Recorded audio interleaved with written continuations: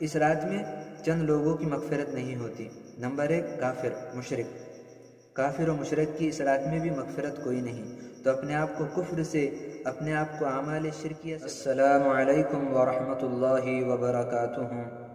الحمد للہ وحدہ والصلاة والسلام علی من لا نبی بعدہ۔ قال رسولنا صلی اللہ علیہ وسلم اللہم بارک فی رجب و شعبان وبلغنا رمضان۔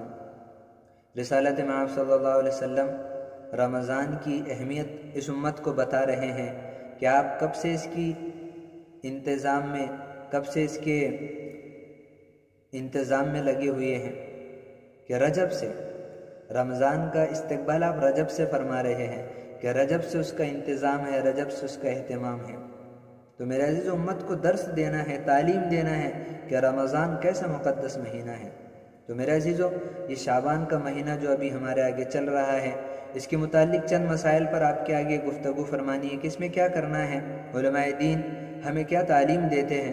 ایک طبقہ ہے جو افراط و تفریط میں مبتلا ہے کہ ایک طبقے نے بہت زیادتی کر دی، ایک طبقے نے بہت کمی کر دی کہ شعبان کے مہینے کو کچھ سمجھتا ہی نہیں ہے، اور ایک طبقہ اسے خوب بڑا چڑھا کر اس میں عملوں کو کر رہا ہے۔ تو میرے عزیزو، اس میں اپنے آپ کو اعمال صالحہ میں لگانا ہے اپنے اعتبار سے۔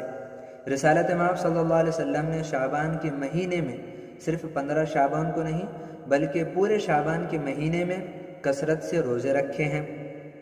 اس کے علاوہ میرے عزیزو، خصوصاً 15 شعبان کو ہم اپنے آپ کو عبادتوں میں لگائیں، صلاۃ التسبیح پڑھیں، صلاۃ التوبہ پڑھیں، قرآن کریم کی تلاوت کریں، اور سب سے افضل عمل اگر میں آپ کو بتانا چاہوں تو وہ یہ ہے میرے عزیزوں، اس شعبان کے مہینے میں بھی کروں، آپ بھی کریں، خصوصاً 15 کو ہی ہمیں وقت مل جائے تو کر لیں، کہ سب سے افضل عمل، سب سے بہترین عمل میرے آپ کے لیے یہی ہے کہ ہم اپنے اعمال سیئہ پر، ہم اپنے بدعمالیوں پر توبہ کریں، کہ ہم اپنے بدعمالیوں پر اللہ کے دربار میں توبہ کریں، اللہ کے دربار میں اپنے گناہوں کی معافی مانگیں۔ اس لیے کہ میرے عزیزو، ہم نہیں جانتے کہ سال بھر کا ایک ٹارگٹ، سال بھر کا ایک حساب فرشتوں کے آگے پیش ہو رہا ہے اس 15 شعبان کو، کہ کون اس دنیا پر سانس لینے والا ہے اور کس کی سانسیں ختم ہونے والی ہیں، کس کی زندگی کا پتا اس درخت سے ٹوٹنے والا ہے۔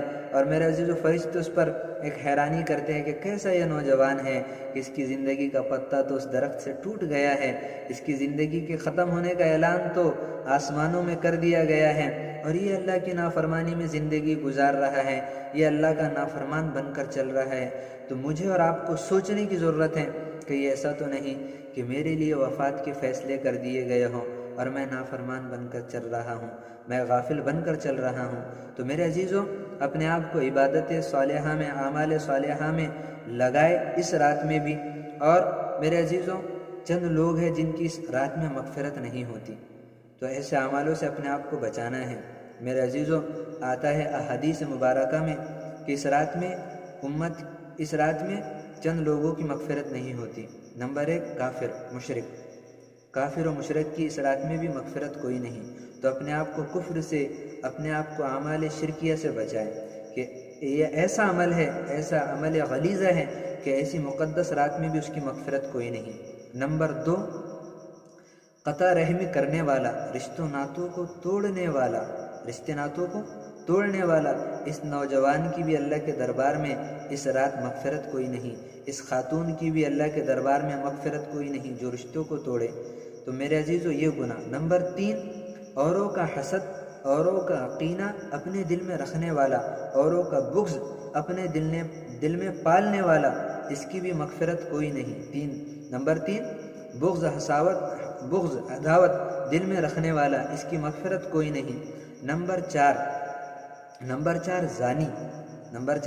زانی، شرابی، اس کی بھی مغفرت کوئی نہیں کہ شراب نوشی کرنے والا ہے، زنا کاری کرنے والا ہے، تو اللہ کے دربار میں اس کی مغفرت کوئی نہیں۔ نمبر 5 جس میں امت کا بہت بڑا طبقہ مبتلا ہے، وہ میرے عزیزو ماں باپ کی نافرمانی ہے، کہ ماں باپ کا نافرمان اللہ کے دربار میں بخشا نہیں جاتا، ایسی مقدس رات میں بھی اللہ اسے معاف نہیں فرماتا۔ تو اگر ماں باپ کی نافرمانی کی ہو تو ان کے پیر پڑے، ان سے معافی مانگے، اور نہ کی ہو تو بڑی اچھی بات ہے، اطاعت میں ان کی زندگی گزارے۔ ماں باپ کے نافرمان کی بھی اس رات میں مغفرت کوئی نہیں۔ اور نمبر 6، اپنے پاجامے کو ٹخنے سے نیچے لٹکانے والا، اپنے پاجامے کو ٹخنے سے نیچے لٹکانے والا، اس نوجوان کی بھی اس رات میں مغفرت نہیں ہوتی۔ تو میرے عزیزو، امت کا بہت بڑا طبقہ اس گناہ میں مبتلا ہے، اپنے پاجامے کو ٹخنے سے نیچے نہ لٹکائے۔ یہ گناہ ہے، یہ اللہ کے عذاب کو دعوت دینے والا عمل ہے کہ اس رات بھی اس کی مغفرت کوئی نہیں۔